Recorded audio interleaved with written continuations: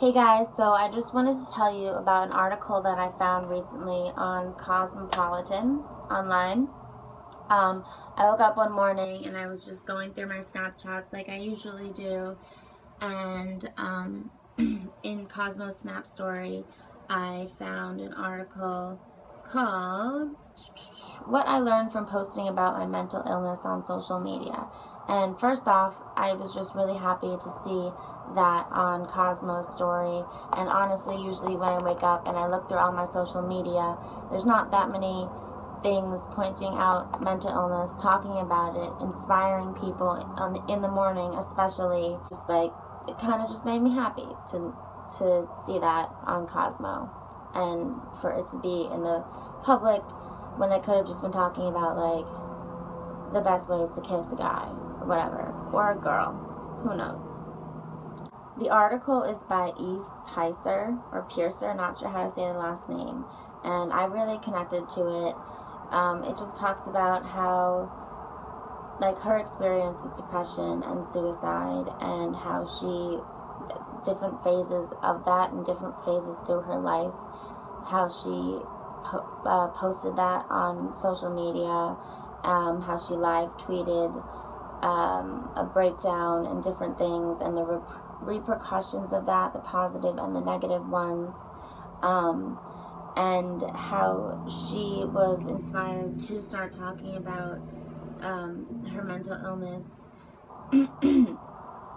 by seeing a tweet by someone that she just had been following, a fellow writer. The tweet was from Sammy Nichols. Her post was on December 13th, 2015, talking about her anxiety and how she wants to be more vocal about it when it comes to mental health and many other issues. Really, the only way to end the stigma is to keep the conversation going. And then her next tweet was, in fact, if you want to join me, I'm going to make more of an effort to talk about my mental health with the hashtag talking about it. And so the author of this article was inspired by that to be more vocal about her experience. And so she just talks about it in the article, and it shows one of her tweets that really hit home with me. I think it just kind of articulates one of the main aspects of depression, that people with depression really want other people to know and kind of get a better grasp on, and so that we can feel more understood in everyday situations. And that's just what I feel. And the tweet is, depressed people have to make a concerted effort to like the concept of living. It doesn't come naturally to us. So, in the morning, it is overwhelming to wake up every single morning. That doesn't mean that every single morning I'm going to kill myself because I don't want to wake up and go through the day.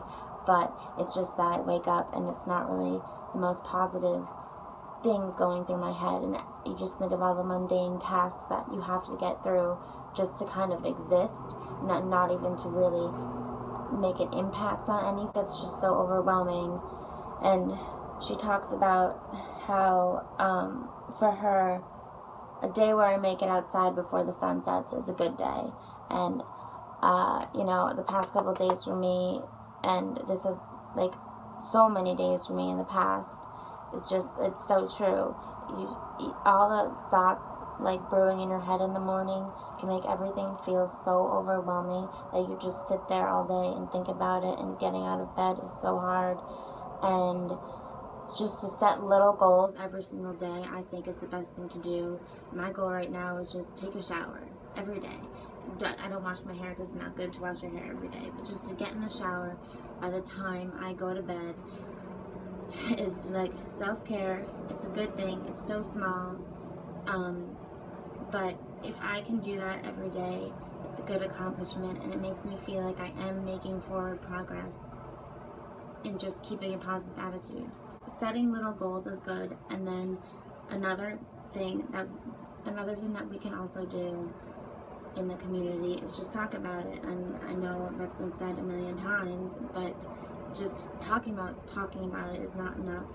And I think that this article is a good stepping off point for people like me who are trying to articulate and get their voices heard about depression and mental illness and suicide and anxiety and really just any mental illness. So I think this is definitely worth a read. Again, it's by Eve Pizer, and it was written on May 26, 2016, and it's on Cosmopolitan, and I will link it below. So yeah, have a good day.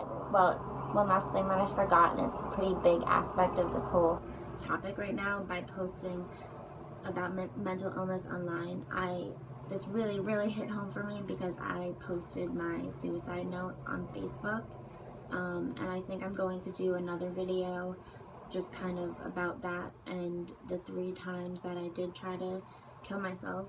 And I think that's going to take a different video, and it's going to take some time for me to figure out how I want to do the video, but I just want to add that in right now, that this article hit home for me also because I know what it feels like to have something extremely vulnerable like put out to the world.